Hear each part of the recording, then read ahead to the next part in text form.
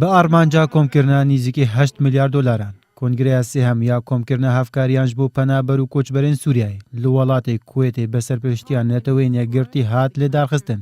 نەتەوەی نێگرتی هێویدارە دی کۆنگرەیە سێهەمدا بکار بە 8 میلیارد و 400 میلیۆن دۆلار کۆم بکە هەتا پێتوین پەنابەرین سووریایی دابین بکە جوان 5 میلیارد و 500 میلیۆن ji بۆ پەنابەرین سووریایی لە هەر یەکجێ تورکیا ئۆردن لبنان عێراق و مسرەیە و 2 میلیارد و 900 میلیۆن ji بۆ کۆچبەرین ناو سووریایە ئەف هەفکاریان کۆنگرەیە سێهەم دێچن ji بۆ 12 میلیۆن سووری جوان 3 میلیۆن و 900 هزار پەنابەرن و لە گۆری بانکیمۆن ئەمیندارێک گشتیە نەتەوەی نێگرتی ji 180 خەلکی سووریایی 10,000 دەدژین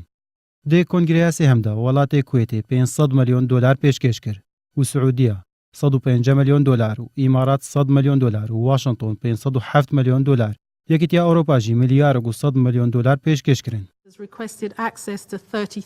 لێگەل و ئەف قاسا پەرا دێ بێ کۆمکردن و ئەو وڵات دێ سۆزن خۆ جێبجێ بکەن ji ber گۆبەریان نەهاو di کۆنگرەیە یەکەم یا کۆمکردنا هەفکاریان ji بۆ سووریاندا گو هەر لە وڵاتی کوێتێ di ساڵە 2013دا بەڕێوە دچوو وڵاتên پەشدەربووی سۆزدان میلیارد و 500 میلیۆن دۆلاران پێشکەشی سووریان بکەن لێ تەنێ میلیارێک هات کۆمکردن هەروەها di کۆنگرەیە دووەمدا یا کۆمکردنا هەفکاریان ji بۆ سووریان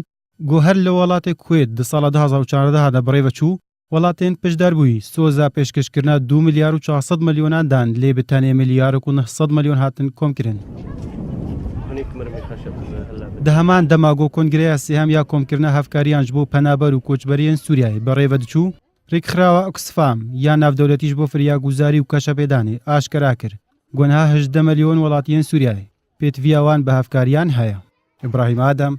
NRT